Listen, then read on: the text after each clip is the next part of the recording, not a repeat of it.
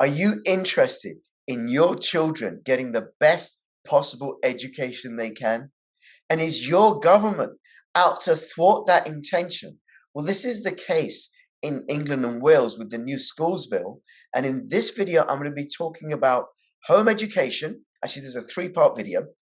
Home education, why do it? What the school bills is and how that's going to change home education. And in the final part, what can we do about it?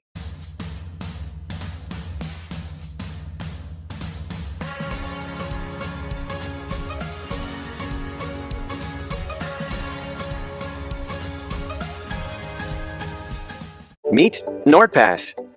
It creates strong passwords for you, keeps them safely locked in a single place, and automatically logs you into all of your favorite online accounts. And you can access it all on all of your devices, even when you're offline. That's NordPass. Ready to hop in the 6-4 and cruise around the blocks? There's a storm coming to the underworld and the heat is on. Take over the blocks and call the shots. It's time to hustle or get hustled. What's it gonna be? Stay sharp. It's a dog-eat-dog world out there. Don't let them catch you slipping. Only real gangsters thrive in the dope wars world. Hi everybody, this is Crypto Rich, working with you to get rich with crypto, filling our pockets with crypto profits. I was just thinking what I was going to say next. I have a very, very special guest with me who's not from the world of crypto, but he is from the world of law. And he runs a Telegram group, Home Education England. I'll have a link to that in the description below. If you want to find out about home education, if you're already home educating and you want more information, it's just a really, really great resource. Plus, I'm also there, but really all I ever talk about in that group is, if I ever do it, say anything, is about home education. Hey, Robert, thank you so much for making yourself available. My pleasure to be here. Thank you. Yes, thank you. It's taken us some time to arrange this because you run this group. And what we're going to do is you're going to, in this short video, which is going to be on YouTube, the whole series is not going to be on YouTube because it's far too controversial for YouTube. And YouTube is a little bit touchy and sensitive and doesn't like conversations that go against the mainstream narrative. And I was going to use a three-letter word beginning with W, ending with F, but I replaced it with mainstream. So the rest of this video, the parts 2 and 3, you're going to find on Odyssey. Do come and support my work on Odyssey because I post more stuff there. There's no censorship there. Plus, also, you can earn a little bit of crypto for following me and other vloggers on Odyssey. Follow me on Twitter, CryptoRichYT, and join my official Telegram announcements channel. Oh, and please do share, comment, like, send me a ticker symbol. Let me know if you're already home educating or thinking about doing it, or any comments or questions that you have. Put them in the comments below. Thank you so much. All right, Robert. The first part we're going to do is about home education, and this part we've actually set it up that you're going to ask me about home education, and it's going to be about 5-10 minutes long. So I think I told you my son is 17. He's going to be 18 in a few weeks' time. My daughter is going to be 15 in October.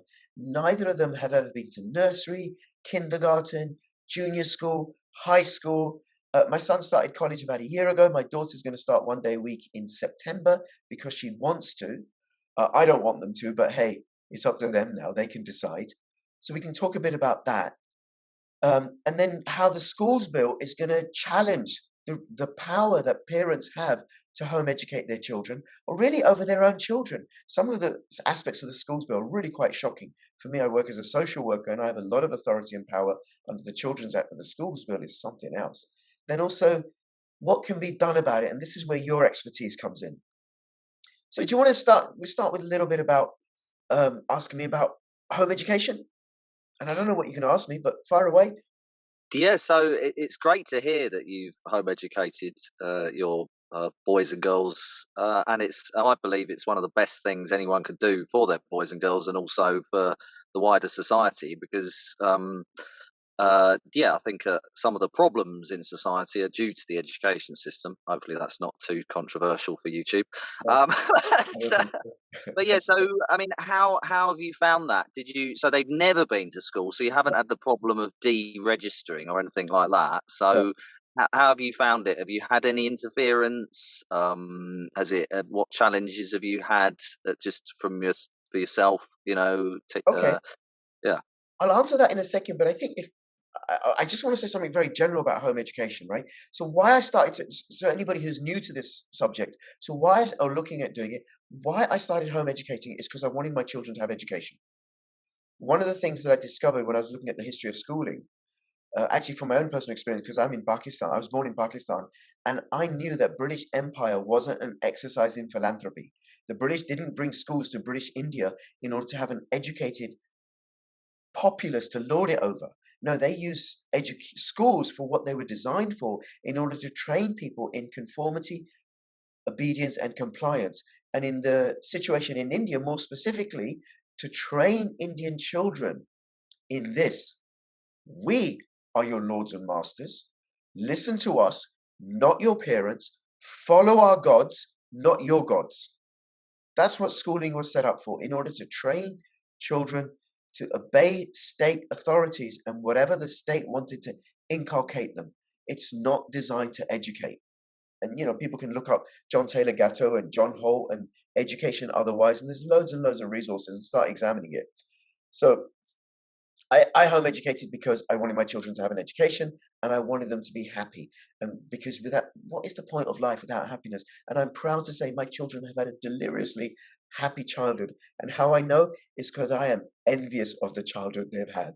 I am really envious. We followed a philosophy called unschooling, which is essentially that they've just played and played and played and played. And as they've got older, their play has developed commensurate with their age. So my son, he's already run 4 or 5 businesses as a kid, but for him, it was just play, a development of monopoly, which was how he learned mathematics. And being around me and listening to me, because I do a lot of politics stuff and crypto stuff, he bought Bitcoin when he was 11. Not a lot, but enough for an 11-year-old. He's doing very, very well. Seems to me there's a lot of adults that need home education. I've had to educate myself, because I did really well at school and I enjoyed school, and I went to university and I got a first-class degree, and I had a great time at school. So it wasn't a reaction to schooling, like I was upset. No, I messed about. I had a great time. So but oh my God, I had to re-educate myself, and I think that's the hardest thing for parents to get their heads around. Yeah. I had to de-educate myself. And the thing about socialization, well, children who are home educated are way better socialized, way better, because they're not in this alien environment of mixing with same age children and being ordered about by adults and being told what to do and engage in activities that they have no interest in. My children they just play. Everybody's a resource for them, regardless of age. They just play and play and play and play. I'd have to warn my son, look, my mate's coming round to see me, not to play with you, but to see me. And he would say, no, Abu, he's coming to see me and I'm going to ask him to play. And he would. He does. Will you play with me? Go away, I'd say to him. Yeah, I mean, some home educated boys and girls that I've met are more mature than many adults I know.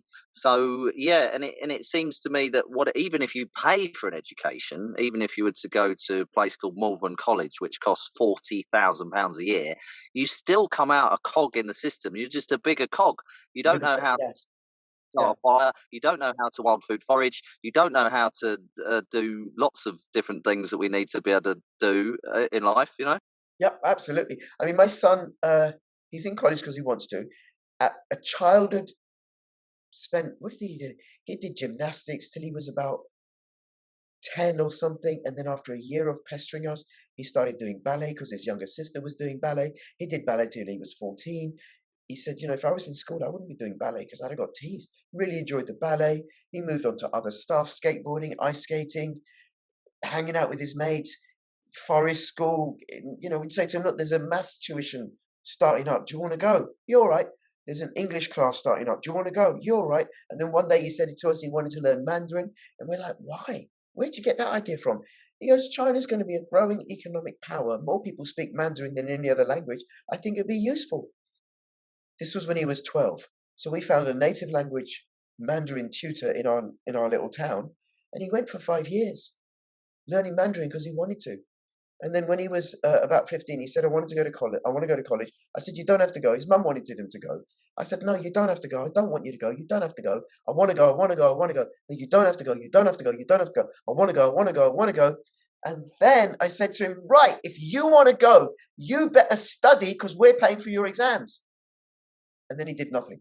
He did nothing until 2 months before his finals. He knuckled down, passed 5 GCSEs in 2 months of studies. And why he did 5? Because that was the minimum that he needed. So that's how that worked out. Yeah, and I mean, what a different world we'd be living in if more people were home educated instead of being indoctrinated into these systems. And it's not the brightest and best that do well, is it? It's the most programmable ones, and then they're rewarded and told they're the clever ones, and then they're compartmentalized, and we end up in the situation we find ourselves today. Absolutely, absolutely. And when I first came across it, I did a lot of looking into it. It didn't make sense to me. You know, my brother's a professor, my mum was a university lecturer, my grandfather was a professor, my sister's got 2 degrees. We're a very educated family. So what is this home education and what is this unschooling? You just play? That's it? That doesn't make sense to me. So then I started exploring it, came across John Taylor Gatto. I'm going to link to an article below, the 7 Lesson School Teacher. John Taylor Gatto won New York State Teacher of the Year. He won New York City Teacher of the Year 3 times. And he was a passionate advocate for alternative forms of education, including home education. He's passed away. He wrote this essay. It was actually a speech that he gave, an acceptance speech, the 7 Lesson School Teacher. He goes, I don't educate, I teach school, which is different. I teach compliance. I make children dependent upon me. I limit their thinking. I teach them stuff that they don't need to know, like 1066 and all the kings and queens of England. My son knows real economics. He knows fractional reserve banking. He's got a good passive income from crypto. He takes his he's studying economics A level. He takes his economics teacher to task. He says, my economics teacher doesn't know anything. No, and actually in economics, they get they in their first year they get taught a little bit about fractional reserve banking, and that's it.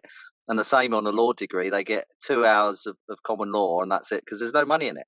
There's no money. Plus, also, you don't want to let people know about the fraud of fractional reserve banking.